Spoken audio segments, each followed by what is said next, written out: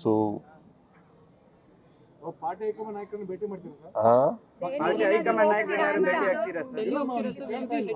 ಸಮಯ ಸಿಕ್ಕಿದ್ರೆ ಅವರು ನಮಗೆ ಅಪಾಯಿಂಟ್ಮೆಂಟ್ ಕೊಟ್ಟರೆ ಭೇಟಿ ಆಗ್ತೀವಿ.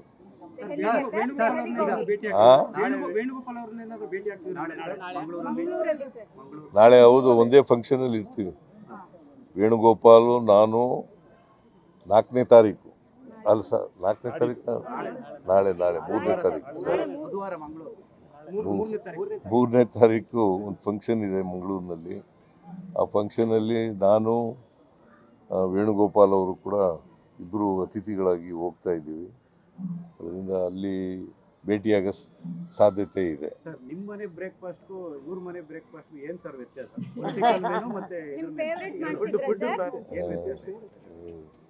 ನೋಡಪ್ಪ, ಇವ್ರ ಮನೆಯಲ್ಲಿ ನಾನ್ ವೆಜ್ಜು, ನಮ್ಮ ಮನೆಯಲ್ಲಿ ಬರೀ ವೆಜ್ಜು.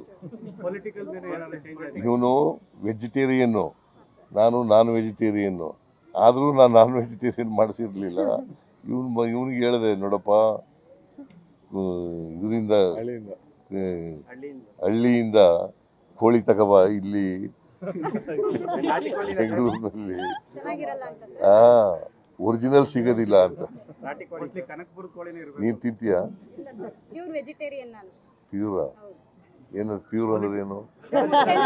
ಮೊಟ್ಟೆನೂ ತಿನ್ನಲ್ವಾ? ಪ್ರಯೋಜನ ಇಲ್ಲ ನೀನು ಹಾಗಾದ್ರೆ. ನೀನ್ ಪ್ರಯೋಜನ ಇಲ್ಲ ಬಿಡಮ್ಮ.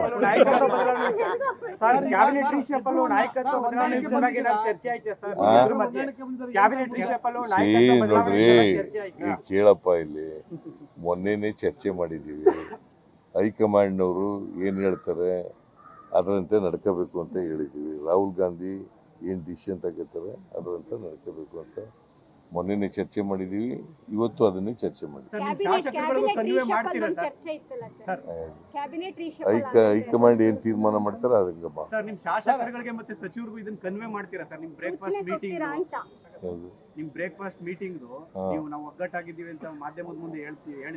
ನಾವು ಯಾವಾಗಲೂ ಒಗ್ಗಟ್ಟಾಗಿದ್ದೀವಿ.